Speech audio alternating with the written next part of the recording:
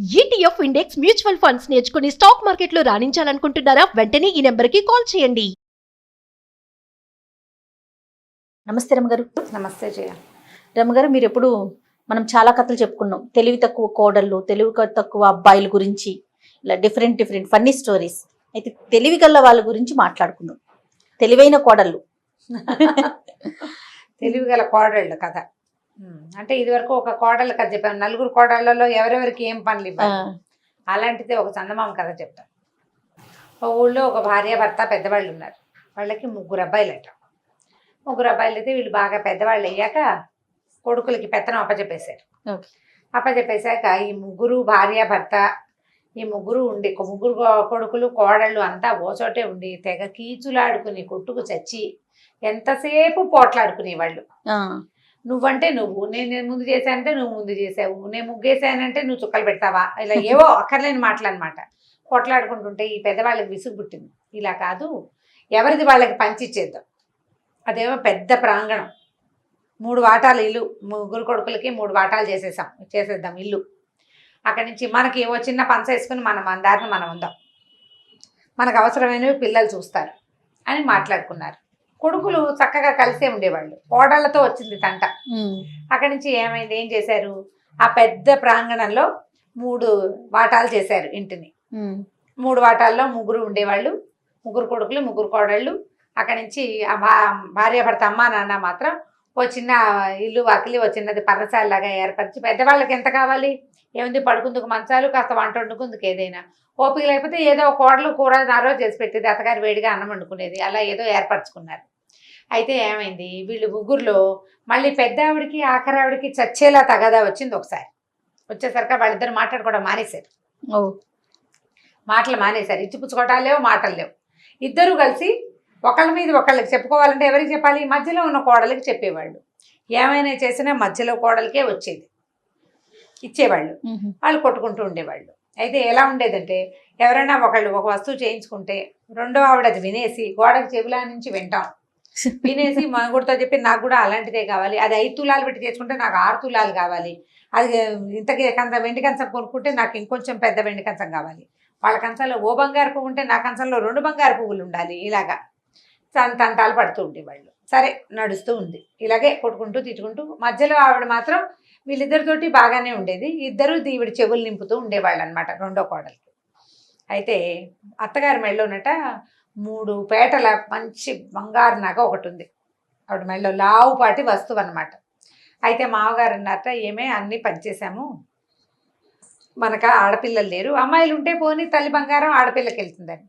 ఈ ముగ్గురు కోడళ్లలో ఓ పిల్లకి ఎవతకో ఒకదానికి, ముగ్గురికి తలా ఒక వాటా ఇచ్చేసేయమన్నాడు. ఎవతకో ఒకదానికి అనలా, ముగ్గురికి 3 ముక్కలు చేసి ఇచ్చేయమంటే ఈవిడంది, అదేమిటండి, తరతరాలు నాటి వస్తువు, నాకు మీ అమ్మ ఇచ్చింది, మీ అమ్మకి మీ నాయనమ్మ ఇచ్చింది, మీ నాయనమ్మకి వాళ్ళత్తగారు ఇచ్చింది, ఎన్ని తరాల నుంచో వస్తుంది, ఒక వస్తువు ఒక పోళంగా ఉంచాలి, 3 ముక్కలు చేస్తే అందం పోదు వస్తువు, 3 పేటలు గొలుసుని 3 విడివిడిగా చేస్తే ఇంతంత పిల్లలు అనుకో, పోనీ ఒక పేట మెళ్ళో వేసుకుంటారు కోడళ్ళు పెద్దవాళ్ళు, పిల్ల జల్లా ఉన్నవాళ్ళు.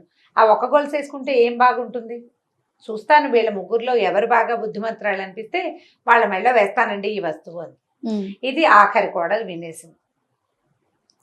అమ్మ బాబోయ్, మీ అమ్మ తెలివితేటలు చూడండి, ఎవరికో ఇచ్చేస్తుందిటండోయ్ అని మొగుడికి చెప్పింది. వాళ్ళిద్దరూ మాట్లాడుకుంటూ ఉండగా పెద్ద ఆవిడ వింది. ఆవిడేమో చిన్న ఆవిడ చెవిలో వేసింది. మధ్యలో ఇగో వాళ్ళకి ఇలాట, అత్తగారు ఇలా అన్నట్ట, అది వినేసింది. ఇప్పుడు ఏం చేస్తుందో, తెలివితేటలుగా అత్తగారిని బుట్టలో వేసుకుంటుందో ఏమిటోనే, పెద్దవాళ్ళం మన ఇద్దరం ఉండంగానే అని చెప్పింది. చెప్పేసరికల్లా రెండో కోడలు భర్తకి చెప్పింది, మీ అమ్మగారు ఇలా అన్నారు, మీ మరదలు విన్నది, మీ వదినకి తెలిసింది, ఆవిడ నాకు చెప్పింది అని.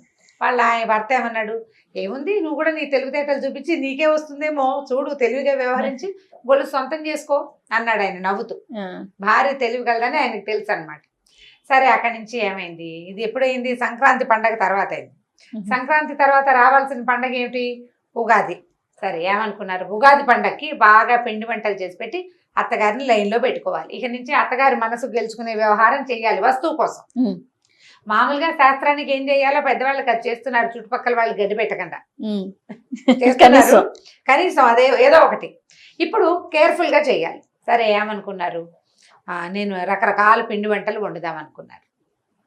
ఆవిడ పిండి వంటలు వండేస్తోంది, ఈవిడ పిండి వంటలు వండేస్తోంది. ఈ గుమగుమలన్నీ చూసి రెండో కొడుకు అన్నాడు, ఏమేవ్ మా వదిన వండేస్తోంది, మీరు నా మరదలు వండేస్తోంది, నువ్వేం వండుతున్నావు? నేనేమి చేయనండి, ఓ పని చేయండి, బజార్ వెళ్ళి మీ నాన్నగారికి ఓ చాపు, మీ అమ్మగారికి ఓ చీర, రవికలు కూడా పట్టుకురండి అని చెప్పింది. ఈవిడ 10 రకాల పిండి వంటలు చెప్పింది పెద్ద ఆవిడ. చిన్న ఆవిడ చెప్పింది. ఇద్దరు ఎవరికి చెప్తారు? మధ్యలో అమ్మాయి కదా చెప్పేది. వీళ్ళు ఏం వండుతారో ఆ అమ్మాయికి తెలుసు. ఆ పూట ఏం చేస్తుంది, పప్పు కూర చారు ఏదో చేసుకుంది. దేవుడి కోసం అంత నాలుకంత పాయసం చేసి దేవుడి దగ్గర పెట్టింది. 11 గంటలు 10 గంటలు అవ్వంగానే పెద్ద ఆవిడ ఓ పళ్ళె నిండా సంబారాలు ఏమేమి వండిందో అవన్నీ పెట్టి, మరి తోడుకోట్లకి అన్ని తన మాటలు వినేది అదే కదా, అందించింది. ఆఖరి ఆవిడ ఇంకో 10 రకాలు చేసింది. ఆవిడ గారెలు బూర్లు, వీళ్ళిద్దరు మళ్ళీ ఒకే రకం చేయాలి. ఆవిడ రకం వేరు, ఈవిడ రకం వేరు. ఓకే.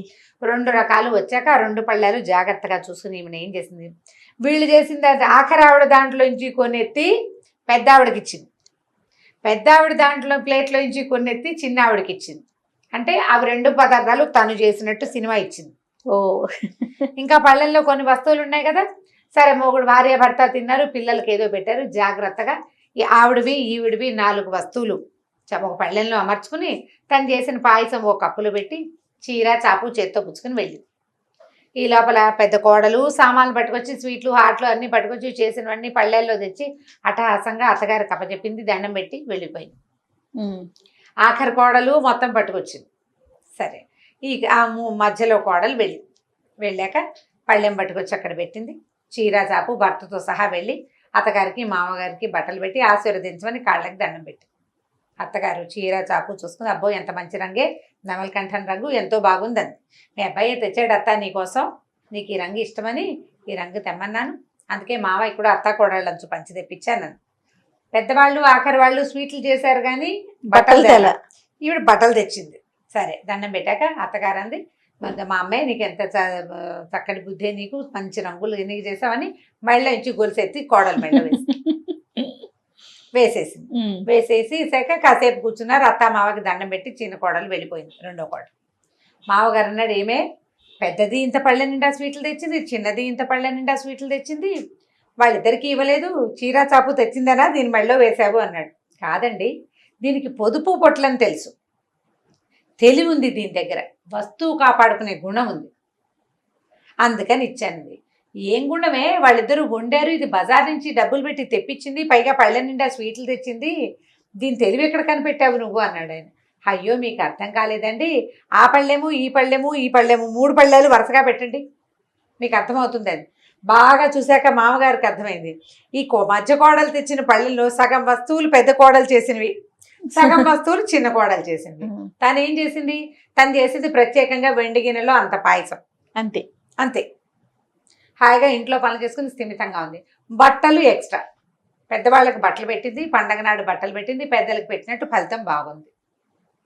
దీనికి తెలివి ఉందండి. వీళ్ళు వండారని తను కూడా వండకుండా, వండితే ఏముంది ఓ రోజే వంటకాలన్నీ వేస్ట్, ఇప్పుడు వాళ్ళిద్దరు వండుకున్నారు అని చెప్పి అన్నది. అందుకని దీనికి తెలివి ఉందండి, ఇది సంసారం పొట్లేం చేస్తుంది. వీళ్ళిద్దరికి గోలే తప్పిస్తే లబోడా శంఖాలవి ఒంటి శబ్దం రా ఊరికే శబ్దం ఇంత కనపడుతుంది, అందులోంచి ఏం బయటికి రాదు, అవుట్పుట్ లేదు దానికి, అందుకని వాళ్ళకి ఇవ్వలేదు, దీనికి ఇచ్చానంటే మామగారు మెచ్చుకున్నారు. సాయంకాలం దీపం పెట్టడానికి తులసి కోట దగ్గరికి వెళ్ళంగానే ఇద్దరు చిన్న తోడుకోడళ్ళకి పెద్ద ఆవిడికి ఆఖరావిడికి దీని మెళ్ళలో ఉన్న లావుపాటి అత్తగారి 3 పేట్ల హారం కనపడిపోయింది. అయ్య బాబోయ్ అని చూసుకుని ఇది ఎలా ఇది సంపాదించింది అని కూపీ తీసి తమిచ్చిన స్వీట్లే అత్తగారికి ఇచ్చి చీర చాపు పెట్టి ఈ వస్తువు కొట్టేస్తుందని వాళ్ళిద్దరికీ అర్థమైపోయింది. పిచ్చి కోపం వచ్చేసింది వాళ్ళకి. దీని తెలివి తెలబో అంటే ఏమవుతుందంటే తిట్లు వచ్చేస్తారు మరి, దీని కడుపు పొడక దీనమ్మ కడుపు కాల అని ఇలా 4-5 తిట్లు తిట్టుకుని ఇంక దీంతో మాట్లాడకూడదని మానేశారు. ఆ రోజు నుంచి ఇంక వీళ్ళిద్దరికి ఒకళ్ళ మీద ఒకళ్ళు చెప్పుకోవడానికి అవకాశం లేదు. ఈ మధ్య ఆవిడతో కోపం వస్తే ఎవరికి చెప్తారు, అంతేగా. అమ్మయ్య వీళ్ళిద్దరి చెవులు నింపే బాధ నాకు తప్పింది, ఏం చక్కగా గొలుసు దక్కిందని రెండో కోడలు హాయిగా తన కాపురం తను చేసుకుని కథ కంచికి మనం ఇంటికి. చాలా బాగుంది. తెలివితేటలు చూడండి. మరి అనవసరంగా గోల్ లేదు మాటలు లేవు, చేయాల్సిన పని చల్లగా చేయదలుచుకుని పని చేసడం. చందమామలో కథే ఇది. బాగుంది కదా, చక్కగా చాలా బాగుంది. సూపర్ రమ్మ గారు, ఇంకొక స్టోరీతో మళ్ళీ కలుద్దామండి. నమస్తే.